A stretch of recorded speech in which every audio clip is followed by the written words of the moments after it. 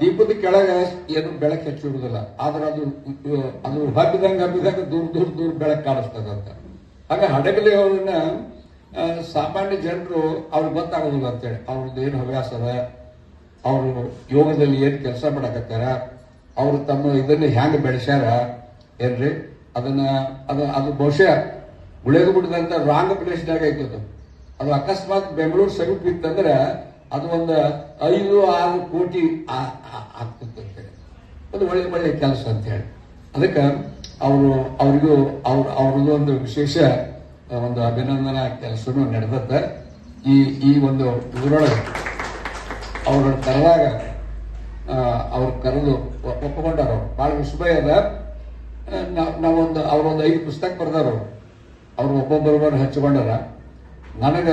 ನನಗೊಂದು ಕೊಟ್ಟಿದ್ರು, ಸನ್ಯಾಸಿ ಮೂಲ ಅನಿಸುತ್ತೆ ಅಂತೇಳಿ. ನಾನು ಅದ್ರಲ್ಲಿ ವಿಮರ್ಶೆ ಬರೆದು ಕೊಟ್ಟೀನಿ. ನನಗೆ ಬಹಳ ಆಶ್ಚರ್ಯ ಅನಿಸ್ತದಂತ. ಹಿಮಾಲಯ ಪರ್ವತಕ್ಕೆ 16 ಸಲ ಹೋಗಿ ಅಲ್ಲಿರುವಂತ ಏನು ಯೋಗಿಗಳದಾರ, ಸಾಧಕರದಾರ, ಆ ಸನ್ಯಾಸಿಗಳದಾರ, ಅವರು ಕೂಡ ಅವ್ರು ಏನು ಅನುಭವ ತಗೊಂಡಾರ, ಬಹಳ ವಿಸ್ಮಯ ಆಯ್ತದ. ಅದಕ್ಕೆ ನನಗೆ ಬಹಳ ಆಶ್ಚರ್ಯ ಅನಿಸ್ತು.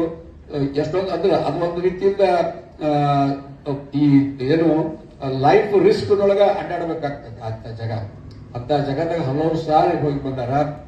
ಮತ್ತೆ ರಷ್ಯಾಕ ಚಂದ್ರಶೇಖರ ಶ್ರೀಗಳ ಜೊತೆಗೆ ರಷ್ಯಾಕ್ಕೆ ಹೋಗಿ ಅಲ್ಲೂ ಸಹಿತ ಯೋಗ ಕ್ಯಾಂಪ್ ಮಾಡ್ಯಾರ ಅಂತೇಳಿ. ಏನ್ರಿ ಬಹಳ ಸಂತೋಷದ ವಿಷಯ.